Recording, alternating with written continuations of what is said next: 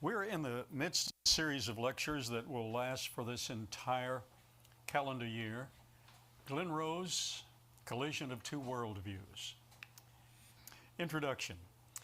We've learned in this series of lectures already, January and February, that there are only two possible explanations for the existence of the universe and the appearance of life in that universe: creation and evolution. There is no third alternative.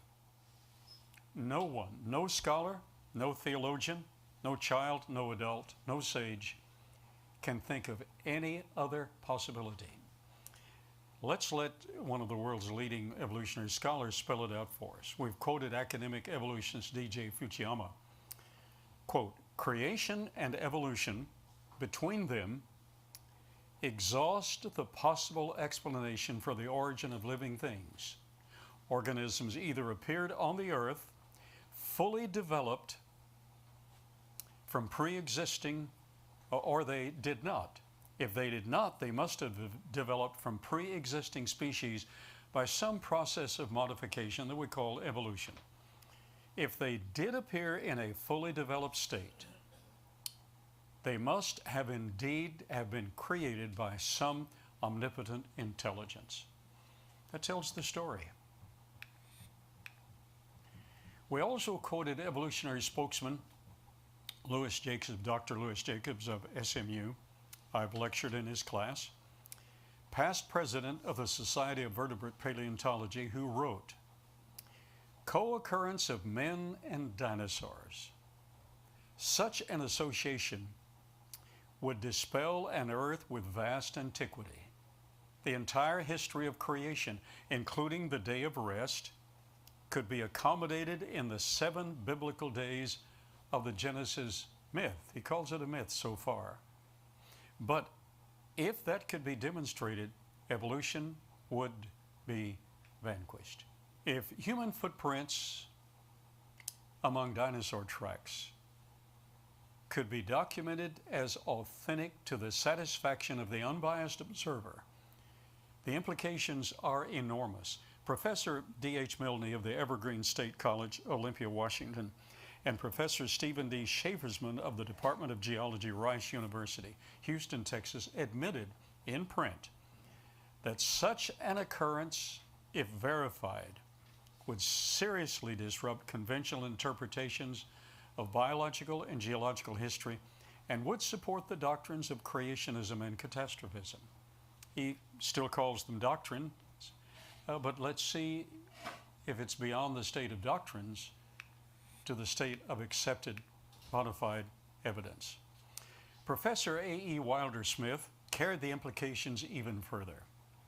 Quote, "One authentic man track found in the same stratum as one authentic Brontosaurus track throws out 100 years of evolutionary teachings. It is sufficient to bring the whole Darwinistic theory down and revolutionize all biology today." And he's correct. It is consistent to do that. Discovery. The Creation Evidence Museum is in possession of and has on display, you'll be able to see it this afternoon, a set of Cretaceous footprints where a human stepped across a pterodactyl print. Both prints are there. This set was discovered and removed from the Cretaceous limestone ledge in what is now Dinosaur Valley State Park on the Biloxi River by O.W. Willett in the mid-1950s, before it was unlawful to do so. State laws now prohibit such action. I want you to notice some detail. We have a track that is not too discernible here, but CAT scans show the compression density of a webbed footprint. The two central digits combine, and this is standard. We've excavated a number of pterosaur footprints, some of them 26 inches in length. This is not 26 inches. This is apparently approximately 7.5 inches across. 4 digits, but the two central digits, in order to give additional leverage for springing motion, particularly in flight, fuse as one, so you have 3 basic prints that register. And that's the case here, the two central digits, two side digits. And the hallux heel area is shown here with the marks. It was in motion. So the print is from here to there. The first print, pterosaur print, overstepped by a human footprint. Is it genuine? Well, let's see. This set of prints was one in a series of 6 human footprints. You're going to see that series in a moment. In the immediate vicinity with dinosaur tracks, pterosaur tracks, and other human footprints. The human footprint is 11.5 inches in length and matches the Delk print and 7 other prints of the same dimension excavated by the Creation Evidence Museum team on the McFall property. 1 month from today, I'll be lecturing on the Delk footprint, which is the icon of this museum. And this is a photo of that print. Plus, it shows the compression, the CAT scan analysis, the compression density under and around the area where the track was made. And the compression is vitally important. This is non-invasive, and we're able to see the actual details. Laboratory verification. This artifact, that is the Willett print, that is the subject of our discussion today, was subjected to CT scan procedures at a certified technical laboratory in Fort Worth, Texas. The lab technicians verified compression and weight distribution consistent with forward locomotion of the human foot. Now, the human foot goes through a series of motions. Watch closely.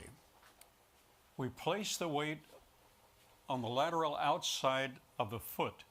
You men who wear boots wear the outside of the heel out first. You can tell that. The motion in turn flattens to this area, including a flattening area along the outside of the foot. This shows that flattening area. That's vitally important for spring, much like the 2 digits of the pterosaur fuse as 1. And then between that flattening and the great toe, you get the pivot for forward locomotion. All of that is unique to humankind, unique to humankind. No other life form has that distinction in forward locomotion. The lab technicians verified compression and weight distribution consistent with forward locomotion of the human foot. These procedures demonstrate that the artifact is genuine and man was present with the dinosaurs. Wow. Site verification. Site of the original location of the Willett footprint on the ledge in what is now Dinosaur Valley State Park. The red circle indicates the location where the track was removed by O.W. Willett in the mid-1950s. So if you were to visit the Dinosaur Valley State Park today or any day, there's a walkway, a parking area. You walk across a series of rocks, be very careful, and then you see the ledge on the other side. On the layer beneath, you see a series of dinosaur tracks. To the right, a larger amount of dinosaur tracks. Some of the big sauropod tracks are there, excavated since this sketch.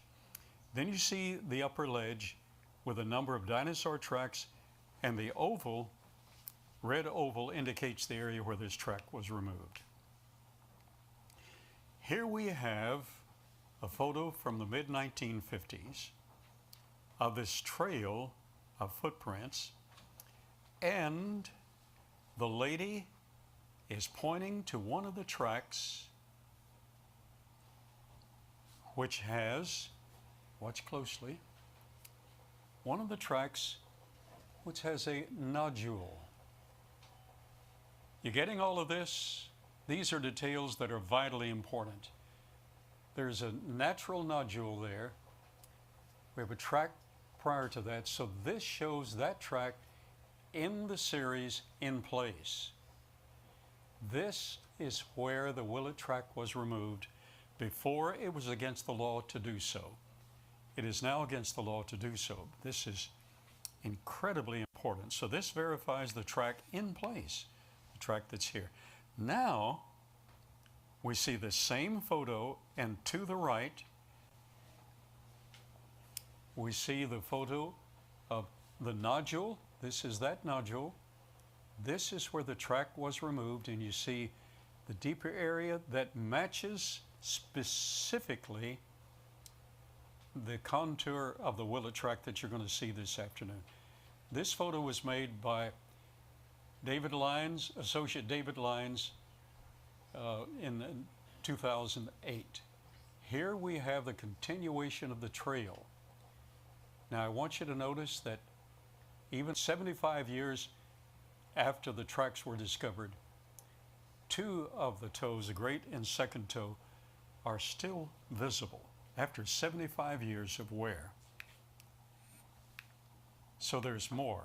Now the comparison with modern human track. We have a photo of the Willett track with modern human track made in the sandy mud in the vicinity of the original site. On the left is a modern human track.